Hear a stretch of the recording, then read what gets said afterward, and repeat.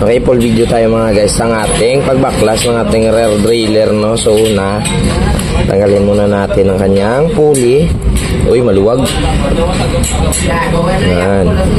Matapos natin baklasin mga guys ang iyang pulley, susunod naman natin ito yung tatlong bolt dito. So sa mga mahilig magbaklas dyan, madali lang ito. Yung problema, yung pagbalik, hindi ko lang alam kung marunong kayo. Tapos, tanggalin na natin yung maliliit na screw dito. Yun. Tanggal. Yun. Isa pa.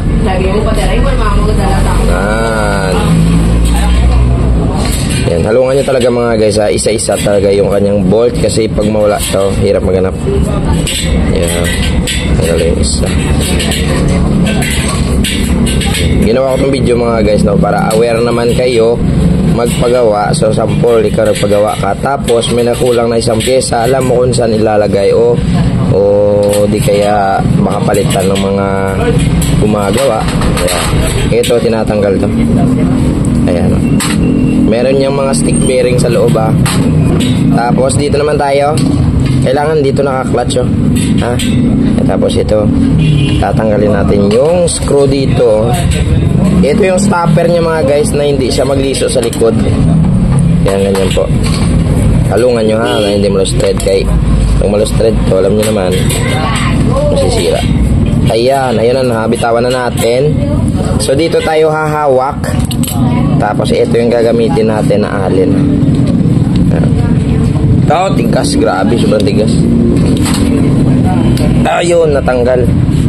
Ayan, unti-unti lang. Tatanggalin na natin yung mga sabad-sabad, eh. Ayan na po, natanggal na natin. So lalabas na, dito nyo makikita yung spring nya kung gaano ka kalawang. Ayun, ay malamala na.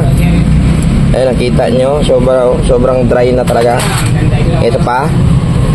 Ayan. Ito po, ganyan po siya kano, higko. So ito, may tatanggalin pa tayo dito. Ito yung parang ano niya, parang axle niya. So hindi ko lang alam kung anong pangalan, basta tinatanggal ba yan. So pag matigas, malalaman nyo kung matigas dito, matigas yung ikutin dito.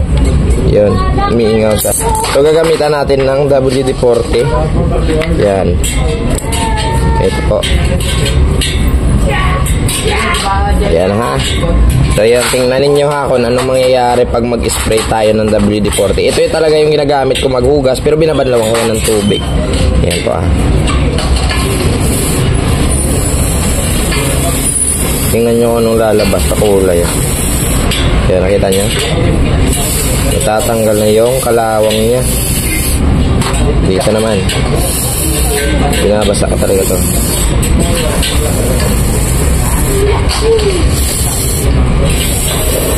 So, lahat ganyan po, ha. Ayan po. Tapos dito, tatanggalin na natin yung kanyang screw. Ito, yung parang ano niya, yung parang bolt niya sa gitna. So minsan matigas yan, eh. Tigas itulak. Ayan. Gamitan na lang natin ng ano, matigas rin. Hindi natin ito kailangang gamitan ng ano dito, ano tawag doon, yung pliers, baka masira. So ito lang gagawin natin, pupukpukin na natin ng plastic. Ayun, natanggal. Ito po, ito pa siya. Yan, ah. Yan. Yan po. Yan siya kadumi. Yan. Ang kabila ba? Di ba? Ganyan na sa lahat, oh. Ito na, pag nabaklas mo, ito na yung mukha niya. So pakita ko na sa inyo mamaya, ha, kung gano'n na siya kalinis kung matapos sa limpiwan. Tara. Ito na yung mukha ng M6100 mga guys, kung malinisan, no? Yan. Kita nyo? Suwabing-suwabe, di ba? Marami ng gas-gas pero okay pa rin yan. Nice one. Ayos man.